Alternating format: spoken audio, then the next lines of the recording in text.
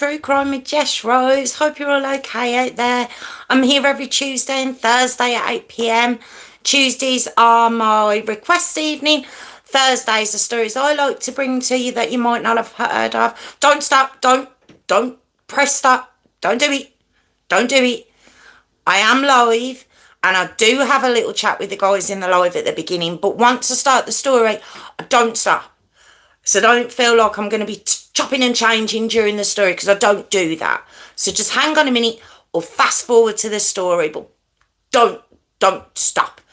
Okay, or you can join my Patreon at patreon.com/deshrose5472. So I'm just going to have a quick chat with the guys in the live and then I'll be back to you. Hi sis, hey Warwick, how are we? How are we all doing? Thursday again, how quick's that gone? How have we been? Hey Hayley, how are we doing? I'm very high pitched tonight, aren't I? Just noticing very high pitched. I need to get it down. Very high pitched tonight. How are we all? Oh God, you need to give Tiffany some stick tonight. Them elves. How do you do? Oh my God, I couldn't do it. Hey Phil, how you doing? How are you? I was just mocking Tiffany because of her elf stuff that she does. They're in the sink. Oh, I am. Yes, they were in the sink and wrecked a Christmas tree. Hey Sharon, how are you? How you doing? How's it going? Yes.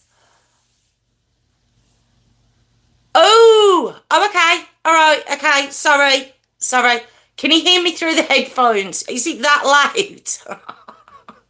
Sorry. I'm sorry. Yeah, but I can talk about the naughty elves, surely.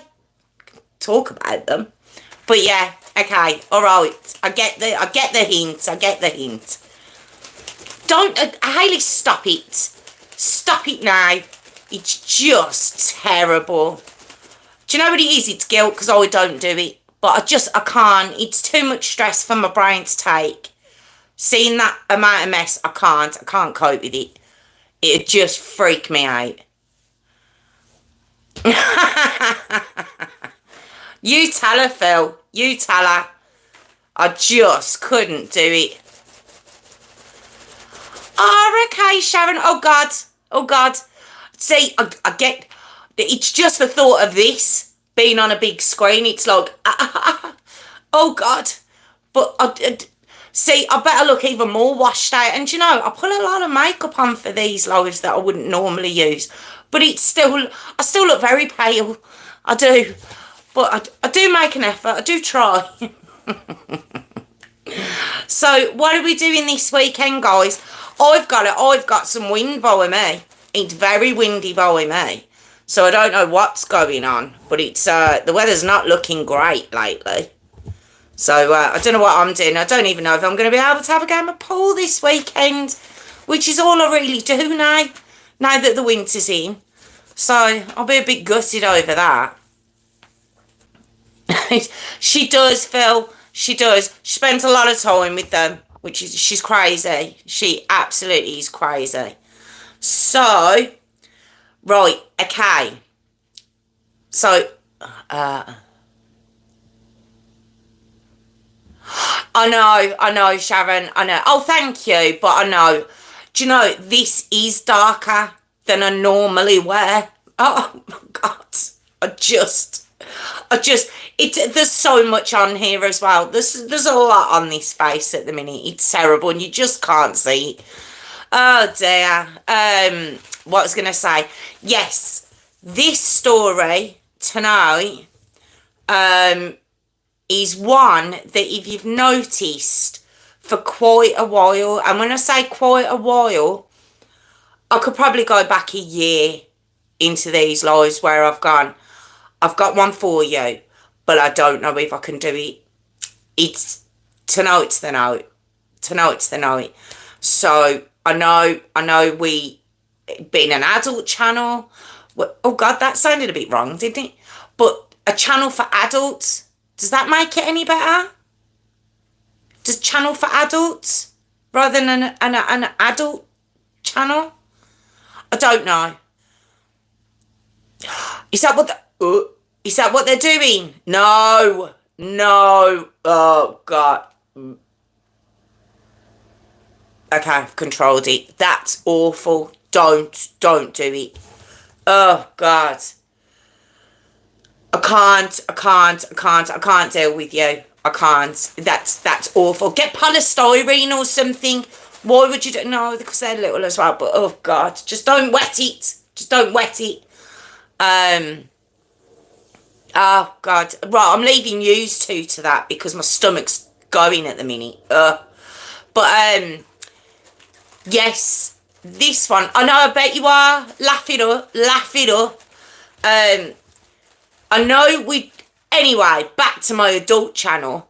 I know we don't normally give warnings out and all that sort of stuff, but I think we're gonna need one tonight.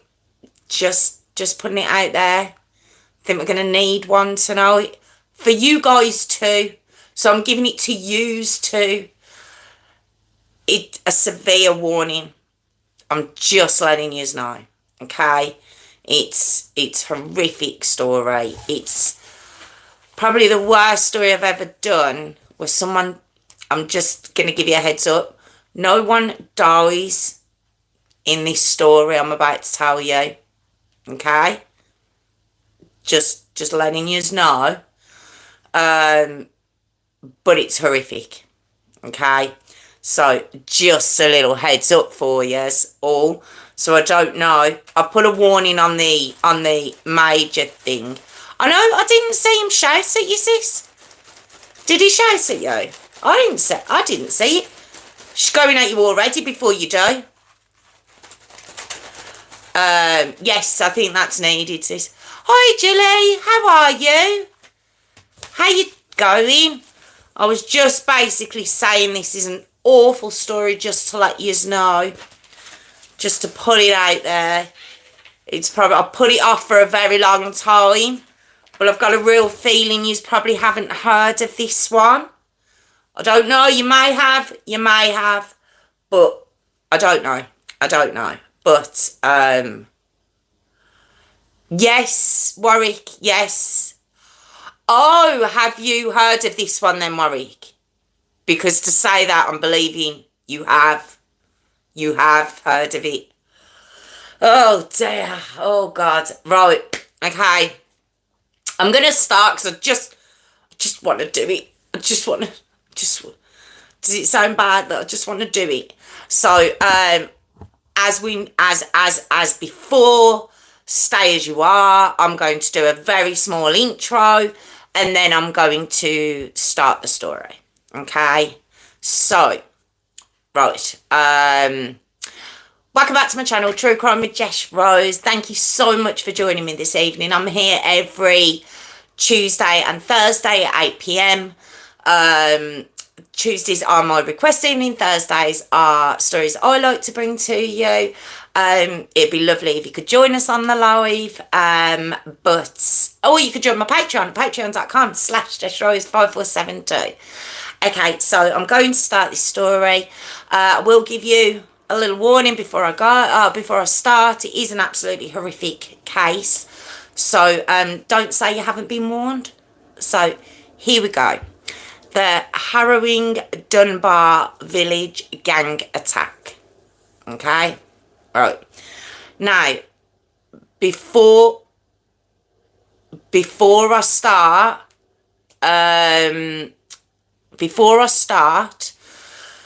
I just want to say, with regards to the victims in this story, I don't have their names. Basically, they have remained anonymous. I have the lady's first name. That's it. That's all I have with regards to this story, and her age. Okay? And when I tell you the story, you're going to understand exactly why she's remained anonymous. Okay? So, this story is based in West Palm Beach, Florida. It's a United States story. Okay? Now, West Palm Beach, it has a place called Dunbar Village. Okay? It's a housing project, public housing community. Majority single mums with their kids live there. Okay, um, doesn't look a very nice place. I'm going to be honest. And this is where we find ourselves for this story. Okay, now we have a 35-year-old Haitian woman called Marie. All right. Now, Marie moved to the US from Haiti a couple of years before I'm going to begin this story. And she moved there for a better life for her and her son. Okay, she just wanted him to have better opportunities for his future, etc.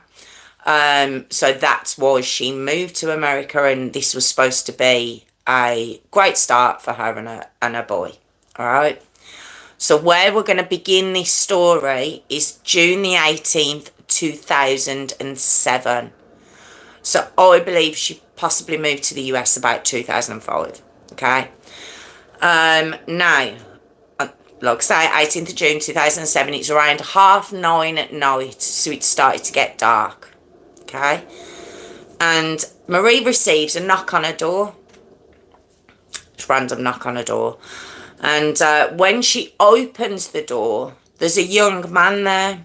Now, this young man, we now know his name is Tommy Poindexter, and he's 18 years old. Okay. So when she opens the door and Tommy stood there, she's like, what? He says, oh, your car's got 2 flat tyres. She's like, oh, okay. So she comes out to have a look at her truck. It's actually a truck. She comes out to go and have a look at her truck. But there's no flat. All her tyres are fine. They're all okay. She's sort of a bit confused, and she looks at him. She says, I thought you said my tyres were flat. And he's like, oh, I'm sorry. I thought they were, ma'am. Actually calls her ma'am. Okay. So she's like, right, okay. So as she walks back to her property, Tommy's still stood there, but by this point, he's actually joined by 3 other lads. Okay. So she goes to get in her front door and they rush in. All right. Now, the young lads that are there, who are then joined by 2 more, all right, I'm going to give you their names. Don't get confused in it. You'll hear a few names more than once, okay? But the names are Tommy Poindexter, as I've already said, who's 18 at this point in the story. Nathan Walker, 16. Jakaris Taylor, 15. Melvin Young and Gus Fontaine. I won't tell you any more about those 2. And then we have Avion Lawson. Okay. Now he's the youngest out the group and he's 14. All right. So that makes 6 of these young men. Okay. That rush into this woman's house. They rush her in. Okay.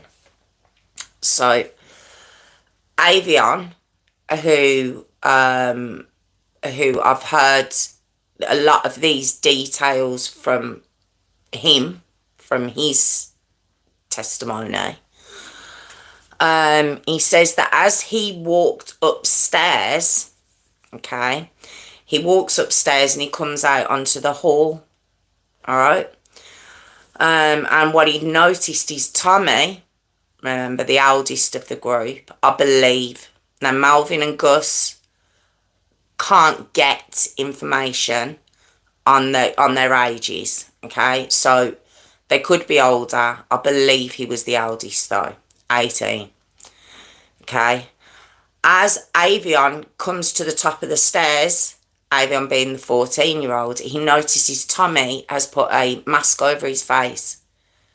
So he's sort of looking. Now, what Avion said he was told by Tommy and Jakaris that they were going to meet some girls, okay? And Jakaris had actually handed him a condom on their way. Right now, they all lived in this Dunbar Village community, okay? You can see online, there's quite a few houses around. The village just sounds lovely, doesn't it? It sounds like a lovely place. It wasn't, all right?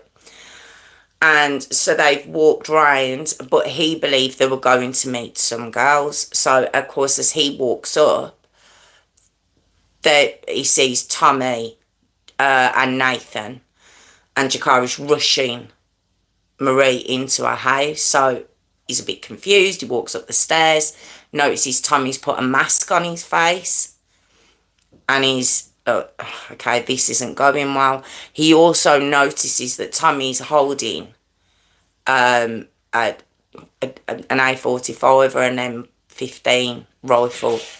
Okay, quite a long rifle. Right. So he knows this isn't going to be good. He knows. He knows at that point. All right. Now, he hears Tommy telling Marie to get into her bedroom. All right. Avion does. He also turns to the right, and he can hear people in another bedroom. So he walks into the bedroom and he sees what we now know is Marie's son. Okay. He's sitting on his bed and he's asking, where's my mum? All right. At this point, Tommy's basically shouting at Marie, asking her for money. He wants money off her. And she's like, I haven't got any. I haven't got any money. I've got nothing. She's like, you can take the jewellery I've got, but I haven't got anything. But please leave us alone. You know, quite upset. Now, Avion goes into her son's bedroom, and in there, Jakaris is already in there. Okay? And Jakaris at this moment is holding a handgun and kind of waving it around in the son's bedroom. Now, apparently, the son was calm at the beginning, but he begins to get quite upset. So Ivan says then he covers his face, but with his own top. He didn't have a mask, but he does cover his own face. Then he believes that there's some sort of robbery now going on. Now, why at 14 you've chose to stay there? But he stays there. Okay. Now, at this point, Marie's son starts to begin to shout. Okay. So Tommy shouts into Jakaris and tells him, make him shut up. So Jakaris begins to hit Marie's son. Begins to beat him to keep him quiet. Okay. So Marie's son at this point is now begging them not to kill him because he's being beaten. He knows this has now become a home invasion. They've got guns. And he's been beaten. He's begging them not to kill him. Okay. Avion, seeing this is going on with her son, walks back out of the bedroom that her son's in and comes back into the hall. Alright? So he could hear Marie in her bedroom basically begging Tommy not to kill her. Okay, but he can hear other voices in there too. And at this point we have Gus Fontaine, as I've said, and Malvin Young. And they are in the bedroom with Marie. Okay. So, yeah. Okay, Avion enters Marie's room. Alright. Okay, that's warning. To anyone you get in. Where he sees Tommy raping Marie on her bed. And Nathan, who's also in there by now, was forcing her to give him oral sex at the same time. Then when Tommy's finished, Melvin rapes her, while Gus forces her to give him oral sex. Then when Melvin's finished, Jakaris forces her to give him oral sex, while Avion, the 14-year-old that I've been telling you the point of view from, he begins to rape her. Okay. Then Tommy rapes her again. And there was up to 10 separate people that came into Marie's home that evening, who came and went and who raped her, including the 6 that I've named. Some of them twice, some of them 3 times. Okay. They raped her anally, vaginally and orally for hours. Hours this went on for. Okay. And they were laughing the whole time. It was a night of kicks for them. They found it really funny. They thought this was good fun. They thought this was a night out for themselves. While this woman's begging for her life and she can hear her son in the other room also begging for his life. All the while she's basically, obviously she's begging them to stop. And instead of stopping, Tommy then decides to rape her with the rifle that I described to you earlier. She said that she felt like on many occasions during those hours she felt like she was going to pass out. She kept telling them how much pain she was in. That just made them laugh more. Her son, like I say, was in the bedroom, very upset about his mum. So Tommy sent Jakaris, back in there to beat him up, where he split his head open with a clock that was on the wall. Obviously, he's been held at gunpoint himself. There's nothing he can do to help his mum.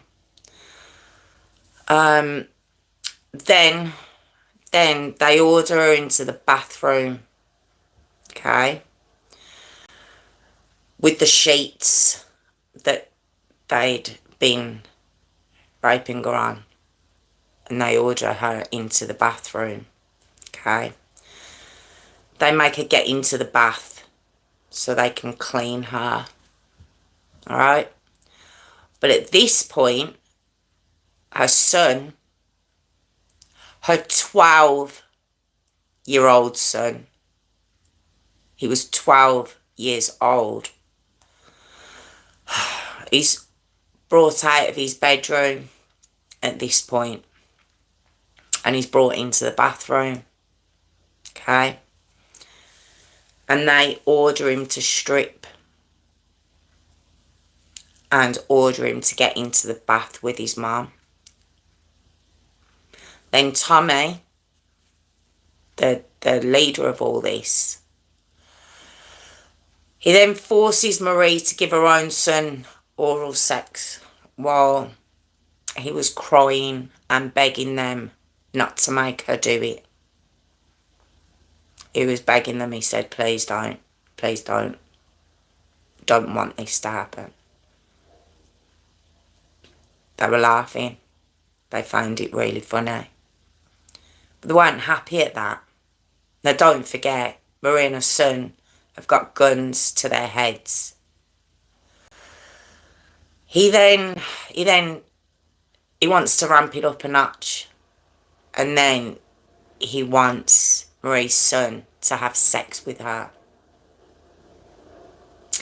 And they force him on top of his mum.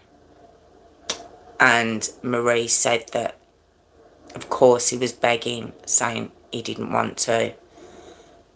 They were hitting him at that time, beating him to do it. And she said, look, I don't care if they kill me, but I don't want them to kill you. Just do it. Please just do it. Oh, God. Tommy all this time was screaming at her son to shut up.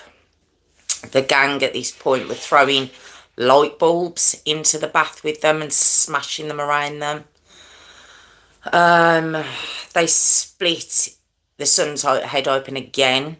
Remember, they'd already split his head open once with the clock in his room. They then split his head open with a plate that one of them had found. Jakaris was recording all of this on his phone. That's how proud they were of it. They were recording it while they were all laughing, having a great time. They then started wanting to clean Marie. Clean her. The bath obviously wasn't enough. So they then began to pour bleach over her and her son. They then inserted a bar of soap into her, plus a hair trimmer. I don't know. There was then a bookshelf that was thrown on the two of them. They're still in the bath, covered in bleach, in agony. I throw a bookshelf onto them, and then Tommy jumps on the bookshelf while it's on top of them. And then Tommy comes up with the idea that he wants to burn them alive. He wants to kill them. And he wants to burn them alive in that bath. So he begins looking around for a lighter, and then he sends Jakaris to go downstairs and look for a lighter while he's hitting Marie, telling her, where's a lighter? He's actually asking her for a lighter so they can burn them. Of course, she says she hasn't got one.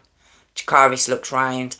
Now, I don't know, did he look? I mean, he's gone along with this so far, but he couldn't find one. Now, eventually, after hours have gone by, up to 3 hours this went on for, the gang began to leave. They got bored by this point, and they decided to start leaving the house, okay? But Marie and her son stayed in the bath. They were too scared. They didn't know if they were still in the house, so they just stayed in the bath. Then one of them, I don't know who it was. I've looked, I'm not too sure. I don't know if it was Tommy. I don't know which one it was, but one of them came back and had come back upstairs and came into the bathroom as like, why are you still in the bath? And she basically says, look, we're too scared to get out. So he orders Marie back out of the bath. I don't even know how he orders her out of the bath. Okay. He then brings her back into her bedroom and orders her to give him oral sex again. Then he brings her downstairs to her kitchen and he orders her to give him oral sex again. And then he leaves. Now, the gang themselves, obviously, they'd ripped the phone line out of the wall so she couldn't ring for help. They took her cell phone.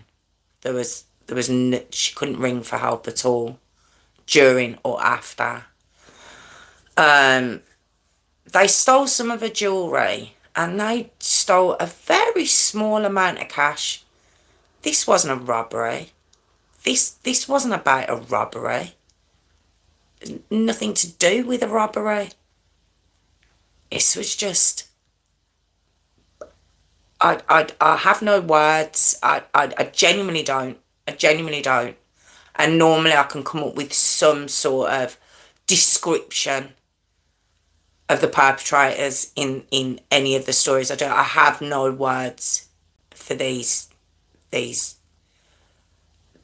not even human. I don't know what to call them. Marie and her son, at this point, son can't see. He's had so many chemicals poured over him. He can't see properly, and she can't walk. They can't phone for an ambulance, and they are petrified that these are going to come back. They also threatened that if they went to the police, they'd blow their house up with them in it. So they were terrified. But eventually her son convinced her that they needed to go to the hospital. Let me remind you, this lad's 12 years old. And he convinces her they need to go to the hospital. Now, he looks out the door to make sure that they've gone. And they walk to the hospital. It's called the Good Samaritan Hospital, and it was a mile away, and they walked the whole way with her kind of showing him where to go because he can't see. He's got blood dripping down into his eyes, plus the chemicals, and she can't walk for obvious reasons. So they help each other to get to the hospital. Now, when they get there, the hospital automatically like, we've got to phone the police. And Marie's like, no, I don't want the police called. They threatened to bomb them. They'd already done what they've done.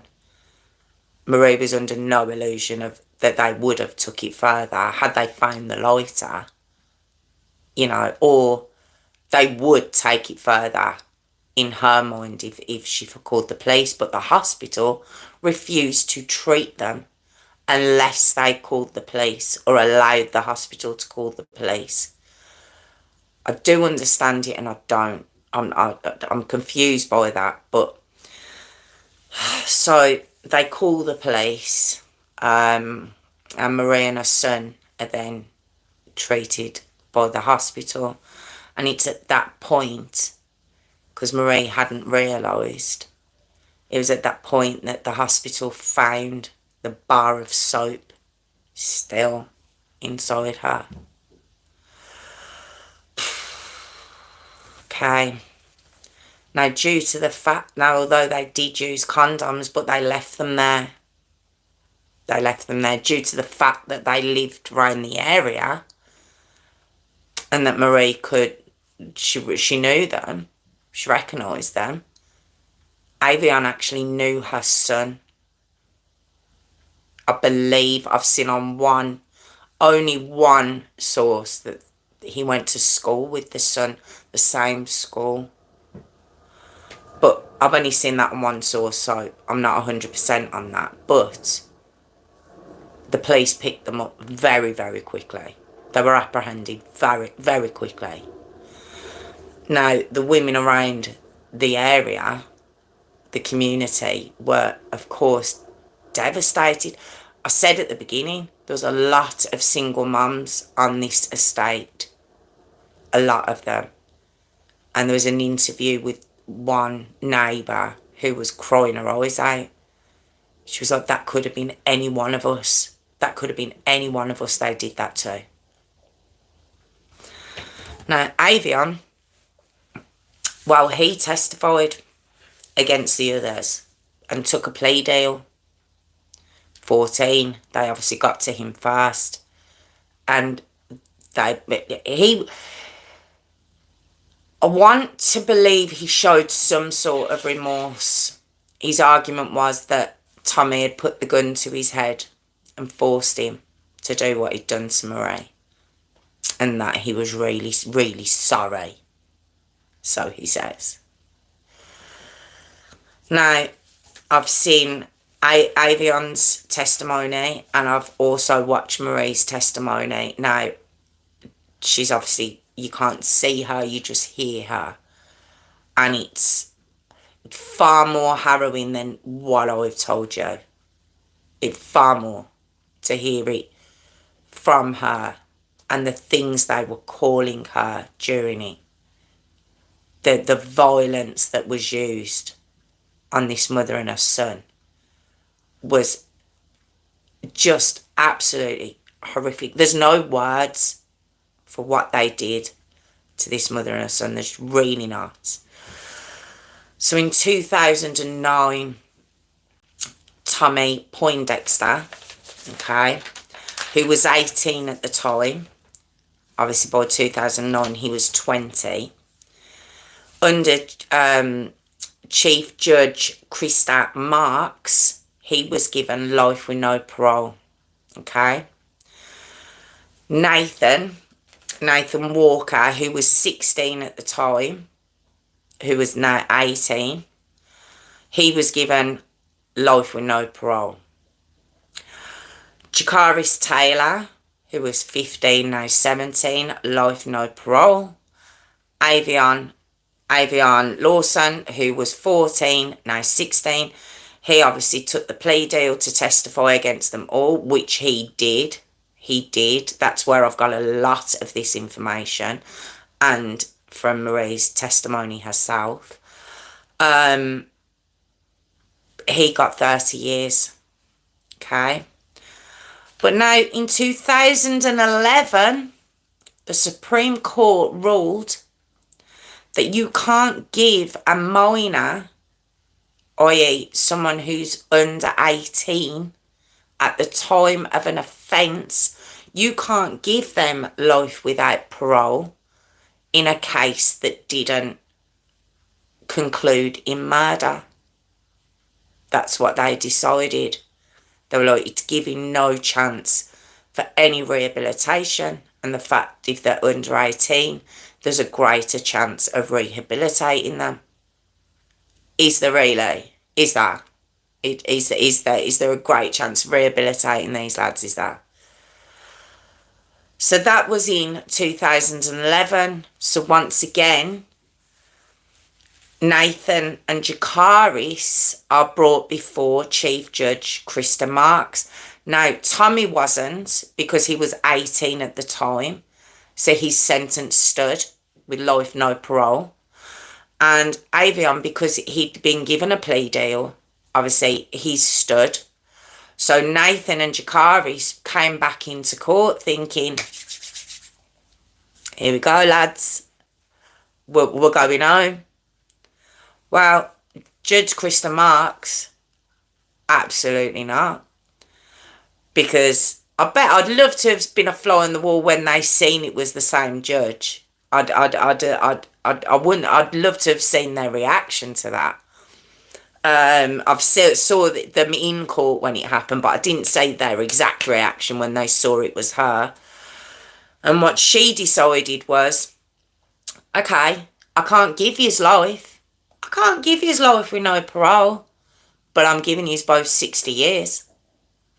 And they both got 60 years. They'll be, where are we? They will be 76 and 77 if they get out. Okay? But then in 2019, Nathan had the audacity to appeal it again. Alright? So did Jakaris. Again. And again, guess who's residing over the case? Chief Judge Krista Marks. I'd love to have seen their reaction again. And their sentence stood. They will be doing the 60 years that she gave them. They're not getting out beforehand. Now, Avion, when he saw that his co-conspirators might have been getting a chance to, in 2011, might have got a chance to get a lower sentence, well, he was like, well, hang on a minute. I testified. Why am I doing 30 years? So he'd done an interview. Okay. Like I say, this is in 2011. Sorry, the interview's actually 2011, sorry. So he's 18 at this point. It's 4 years later, okay? And in this, he actually says the words, I'm a victim too. He's 18 at this point. You would think there'd be, now if he'd have said that at 14, you couldn't excuse it, but you could, mentally. You're not a victim, but you could excuse the immaturity. He's now 18. I'm a victim too. His story had changed slightly. You know, it was very much he didn't know what he was getting into when he was forced into doing it, and he's so remorseful and he wants to see Marie so he can apologise. Oh my God. He says that that night when he'd left Marie's home, he ran all the way home and he cried himself to sleep. Didn't phone the police though, did he? He even admits in the interview that had his DNA not been found at Marie's property, he would never have handed himself in. And he would never have gave up anyone else either. He admits it. So that's not remorse. That's that feeling bad. I think the journalist or the interviewer says, you feel bad for the consequences. You don't feel bad for your actions. Okay. With regards to Marie, she now has to permanently wear glasses. She can hardly see at all because of the bleach in her eyes from that night. She has cancer cells that she keeps on having to have removed because of the stuff that they'd used inside her, i.e. the soap and the bleach, and obviously all the damage that had been done to her. So she's been on a lot of painkillers since, which when I heard a bit more of her testimony, she says she had said a couple of years later, this was when she had to come back, she says like she'd stopped taking the painkillers because she just didn't want to be on painkillers forever. But yes, she has to keep on having biopsies to have cancer cells removed because of what they'd done to her. There's no mention of her son at that time. All I can hope is that they both got a lot of help after this. Now, when I was researching this, I found out that the NCAAP, which headed by Al Sharpton, their sympathy was with the rapists. We've got to protect our men, was the words. And of course there was uproar from the women of the community.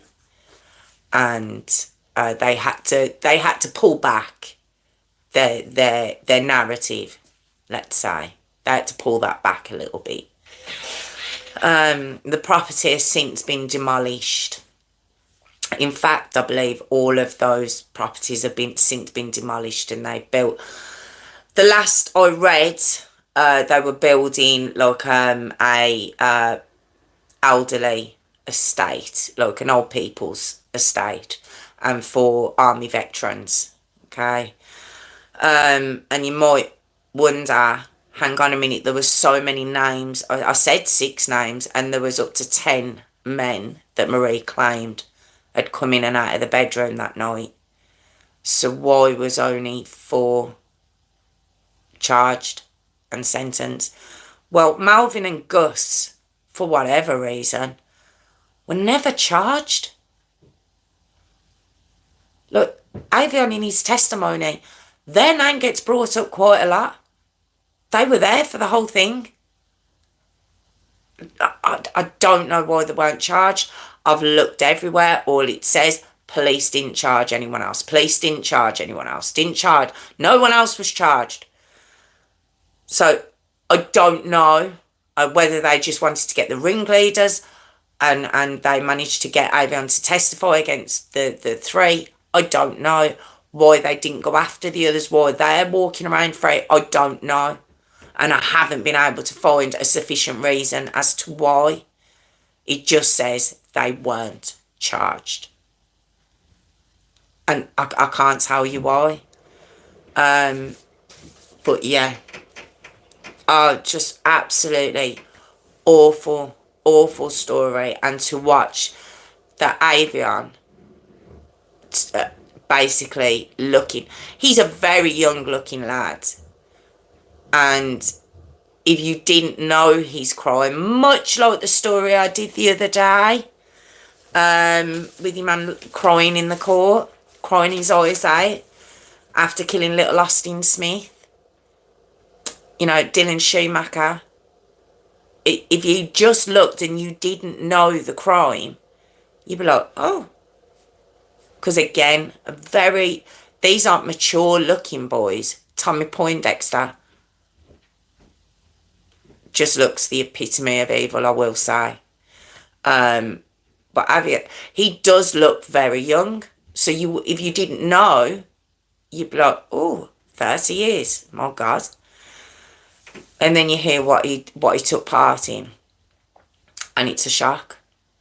You know, how are people like this walking around amongst society? It's just crazy to me. So all I can hope is that Marie and her son get and have gotten the help to get them through. I mean, I don't even know how you function in life after that. I hope they do. I hope they go on, a son. I hope they go on to live, you know, a amazing life. But yeah, that was the Harrowing Dunbar Village gang attack. Oh God, are we all okay? Oh. Thank you so much for joining me. Thank you. I'm here every Tuesday and Thursday at 8 p.m. Tuesdays are my request evenings. Thursdays are stories I like to bring to you that you might not have heard of. If you'd like to join my Patreon, it's patreon.com/Jess Rose 5472. Thank you again so much for joining me. Oh God, I don't even know how to end it. Thank you. And I'll see you soon. Thank you all so much. Thank you. How we doing? I couldn't see the comments. How we doing? I didn't know you were still commenting. I thought it had just stopped, so they'd just gone off, so I didn't know if you were commenting. Oh God, how are you all? Just awful. Oh, I know, Warwick. I know. This one must have been so. Thank you, Hayley. Thank you. Thank you, guys. It really was. No, I'm good. I'm good. No, I'm fine. It's just at the end, it's like... But this is one that I've said many times, oh, I've got one for you, but, you know, I'll let you know at the time. And I've just never brought myself to do it because it just never fails to shock me, just the depths of so-called human beings. It just never does, no matter how many stories I do. It just never fails to shock me. You think I wouldn't be shocked anymore, wouldn't you? You really would. You think I would genuinely wouldn't get shocked anymore. But I still do. Oh, I'm all right, Phil. Thank you. I'm all right. It's, yeah, just awful. Just a very, very upsetting case, I think. But, I wanted to bring it to you for ages, but... Oh, God, it was just... And I've got to admit, I weren't as graphic as the actual trolls were. They are online if you can bring yourself to watch. But her testimony, my God, it's just awful. It's just so sad. It really is. It's so sad. She was so strong testifying as well. In front of them, they were there. So it was is a very strong, very, very strong lady, for God's sake. So, and a poor son. Like, I wouldn't want to be them once he grows up. I mean, I hope he just gets on and gets on with his life. But vengeance is a bitch. But anyway, how are we? How are we all in there? I honestly thought, I didn't know you were commenting, I'll be honest. I thought, because I knew you'd gone quiet. What you say? No, he was 12, Warwick, he was 12. I've just seen where you said I thought he was 8. No, he was 12. Yeah, I've seen it on quite a few as well, so I think I've definitely got that right. He was 12. But, I mean, come on. Oh, God. Just awful. I remember when I first heard the story and I kept hearing son. For some reason in my head, I had him as an older. I'm not, and mine, Natalie, and mine. I just, that's why in my head, I thought when I first started, like ages ago when I first heard about the story, when you start thinking and I'm learning about it, I genuinely thought he was an older teenager for whatever reason in my head. But when I found out he was 12, I was like, oh my God, he was just, what am I looking at? Reminds me of the young Indian girl. Yes. I haven't done that one, Warwick, have I? I haven't done that one. Jyoti, I can't think of her last name, but I think her name's Jhoti, is it?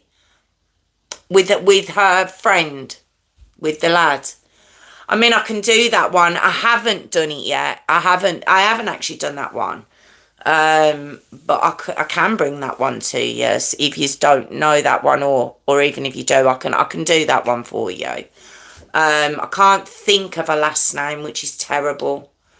But I'm pretty sure her name's Jyoti. But I can't think of her last name off the top of my head. But yes, I can do that one. And yes, again, it's like, well, and a couple of them were really young as well. I know there was older ones, but it wasn't one of them 14 as well. Or am I right? I've got that. Am I wrong in that? I'm sure one of them's very young. And their attitude afterwards was even worse when I think of the case. Really, could you not do that one? It's yeah, I haven't done it. I haven't done that one. And it's yeah, that would be very hard to do as well. But no, I haven't done that one yet. I'll wait and see if it's ever requested. How about that? We'll leave it at that. So if it's ever requested, I'll do it then. But yeah, I I don't know, but yeah, how are we all anyway? It's all this. Oh, thank you, Phil. Thank you so much.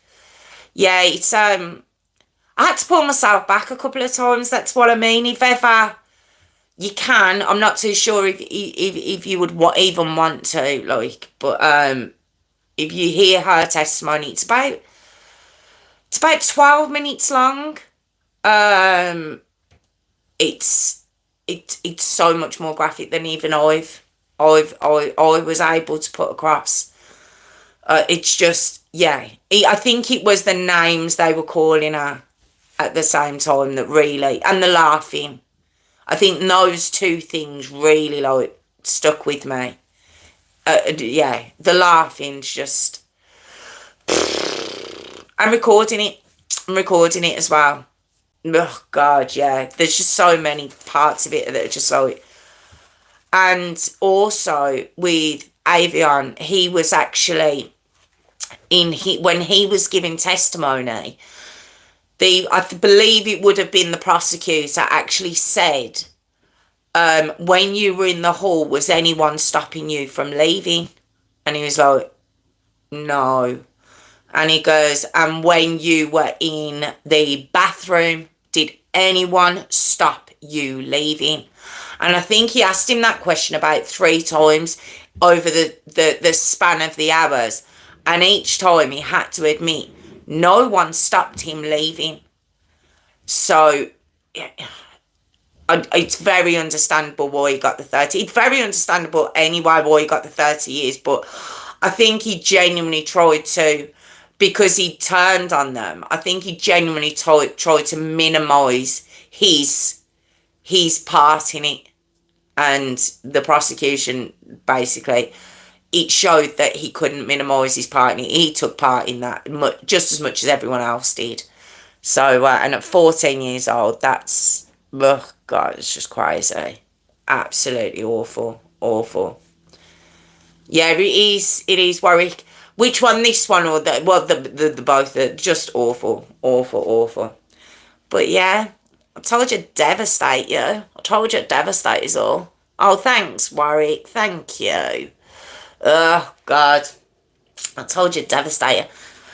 On a different note, does anyone decide what they're doing the weekend? Just to try and... Should I do a jingle? Should I do a jingle? Should we do that? I don't know what to do. Okay, here we go. Yes, please. Yes, please. No! No! What am I asking for? See, my mind still wasn't with it then. No, I can't look at broken tissues. Did you... I can't be looking at broken tissues, Tiffany. I just can't. Oh, are you off, Warwick? Thank you so much. I'm having pink hair on Saturday. Are you, Natalie? One of the mums at the school, my friend's got pink hair. And I've got to admit, her hair's down to here, straight. It looks fabulous. Yeah, laugh it up, Tiffany. I can't. I have no words for what you're going to do. Oh, God, no. Please don't send it to me. I can't, so I don't know. I feel like once paper's been, it smells funny as well. I don't know why. It just, in my head, it does. Please don't wet it either. Oh, God, no. No, I can't. Hayley, no. Do you know they used to do that to me? Is it... What friend? Oh, yeah, I have. I do. I have a friend. I have another friend. You've got Hayley up there. I have to have somebody. I have to have a friend too. And I have one. Well, as best friends as I can have. I'm not a great friend, as we all know.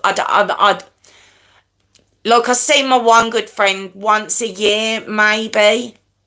But that's why we're friends, because she's fine with that too. I'm just not a call often at all. As Tiffany knows, I'm terrible. It's that self-involvement again. I keep saying it. I'm too self-involved to have friends. It's terrible. But yes, I do have a friend at the school. But I only see her every now and again too, so I don't know if it classes as a friend. But as Phil says, let's get on with the jingle. Let's go. It's jingle time. Thank you all so much for joining me. I really appreciate it. Who was it? And Natalie, I'm ever so sorry. I answered you then. I hadn't even said hello to you. So I hope you're okay. But thank you to Phil and Warwick, and obviously my moderator extraordinaires, Tiffany and Hayley and Natalie, Sharon. Jerome did say he'd pop in tonight, but I don't know if he did come in. Read your comment. Yeah, I'll just explain that. What do you think I've just been talking about? I just said the friend. Is that what you're on about? That's what I've just been on about for the past 3.5 minutes. That's what I spoke... Oh, what comment? Absolutely not. Absolutely not. Me having a friend. Am I being slow? But I was saying goodbye to everyone as well. Oh. Where am I looking? How far up?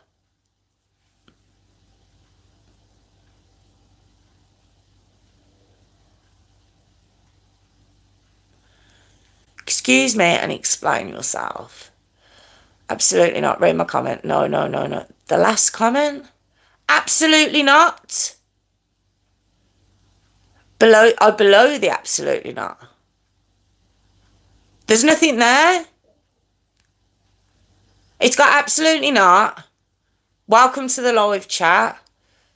And then read my comment. There's nothing there. I don't know. I can't see anything. I haven't got it. It's absolutely not. And then read my comment. I don't know. What, did you swear or something? We will have all the words. Yeah, I don't know. I can't say what it is. But you're interrupting me in the middle of me thanking everyone. I think I mentioned everyone though, I think. Did I say Sharon? I think I said Sharon. And I don't think Jerome are coming, did I? But I think that's it. I think I got everyone. Natalie. I said bye to Natalie, didn't I? I think I got everyone. Anyway, on that note, jingle. Didn't mean...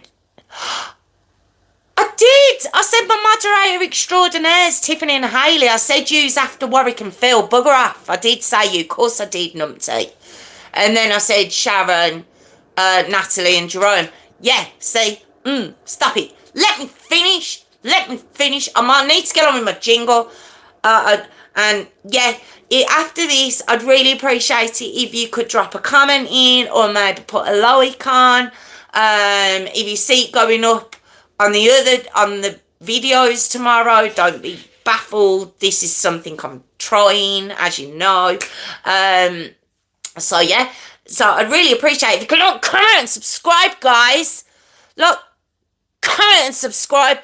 Look, comment and subscribe to me, please. Look, comment and subscribe. Look, comment, subscribe.